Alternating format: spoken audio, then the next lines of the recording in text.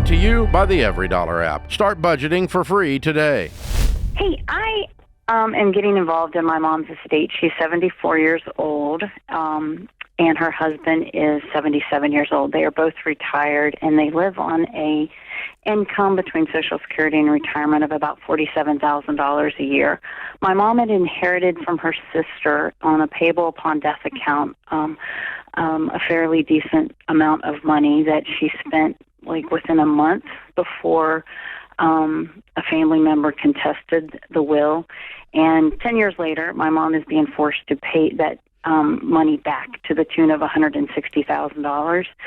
And my mom is not in the position. They own their house free and clear, but I'm not sure exactly how to navigate this next step. They're charging her with embezzlement because she has not paid this money back. So she can either go to jail or somehow, if we can come up with some solvable financial plan. So she's in credit card debt to the tune of about $125,000. So she does not qualify to put a loan against her house, it's probably around $250,000 value. I'm confused how she lost this. Yeah, exactly. Payable on death is a simple thing. It is, but it. Unless she fraudulently did a transaction, there shouldn't be any criminal involved. The will. Does not supersede payable on death. Well, according to the courts and the lawyers that we've had, which I'm not saying they were quality lawyers at this point. I mean, it's just been in the court system for 10 years that it's just been back and forth between that lawyer. And this is my aunt's estate. And when she died, the lawyer that designed her will 3 months prior to her passing from cancer was, he left her husband completely out of the will, didn't acknowledge him, didn't recognize him. So that's what part of this reclaimable estate comes into play, because they were married over 15 years. So he's entitled to 50% of her reclaimable estate, which she had left the house to my mom also with her daughter. So they're co-owners on that house. And what's the status of that house? He's living there. The whole plan was my aunt to. So she's a co-owner on it, but there's no ruling against her on that. Correct. Why can you not offset that? Hey, it's George. That's right. I've been here the whole time, just creeping. Kind of like the creepy spammers and scammers out there using and selling your personal data. Not cool, guys. Not cool. And that's why you need to check out Delete Me.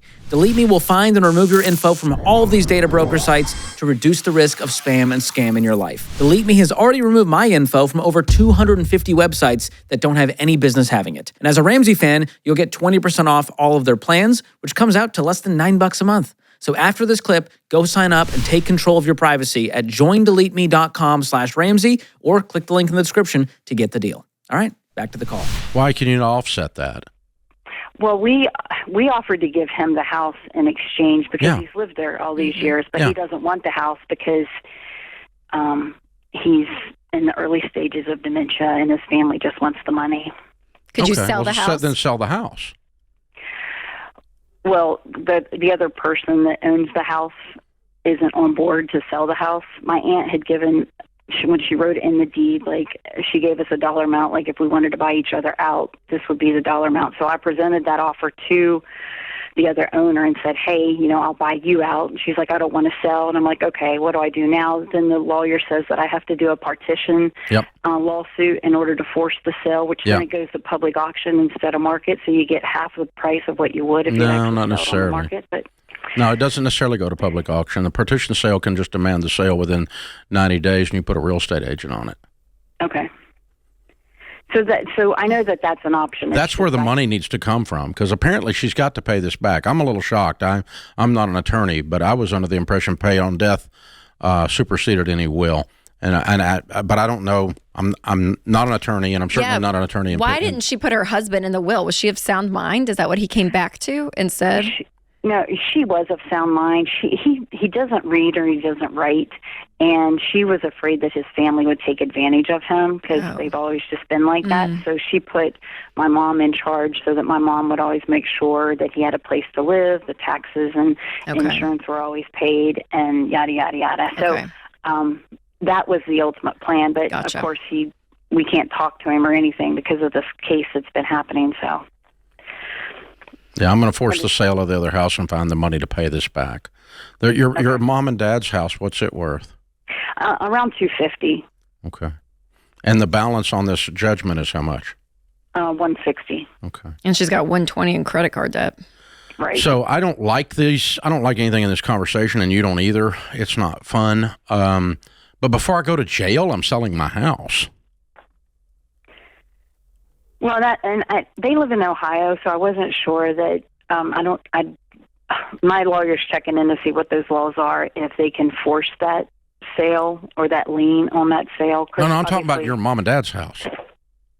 Right, but yeah, that's what I'm saying. It's in Ohio. This property and this thing is happening in West Virginia. They have changed this. What I'm also confused about is, are they saying because it was a federally insured bank that she wrongly took the money on a POD account, on a paid on death account, and they're calling that a federal crime? Well, she's actually been charged with a federal crime. Correct. Yes. You're sure? Yes. Most definitely. Okay. Then they had to because it's a federally insured an FDIC bank, that monkeying with them makes it a federal crime is the problem. But I don't understand how she monkeyed with them. I think I thought it was a civil matter. But I'm not an attorney. I'm just aghast at this whole story. So that's what we went from our paid, because he doesn't do our paid lawyer. He doesn't do criminal law. And again, it's my uncle's family that's forcing the state to file these charges against her. It's not the state, it's the Fed. Yeah. Okay. Okay. So that's it's that's FBI. And that's what it's the the public FBI. defender is saying, that if you monkey with a federal bank, it's the FBI that files the charges. Well, that's what we don't understand, the embezzlement charges, because technically she was entitled to this money. That's what I mean. Payable upon death account. I don't understand them either. It doesn't make sense at all. If you did a fraudulent transaction and stole the money out of the account, I can imagine that the feds would get down on your head. That makes sense. Right. But this was not fraudulent in any way. It was simply functioning off of the POD, the paid on death. I don't know. Again, I'm practicing law here on the air, which is really dumb because I'm not any good at it. So, all right. So, I'm forcing the sale of the other house with a petition. If I can't pull that off, your mom and dad have to sell their personal home if there's no other way to stop these criminal charges, because I'm not putting a 74-year-old in jail. I will sell my home before I do that. I'll sell her home before I do that.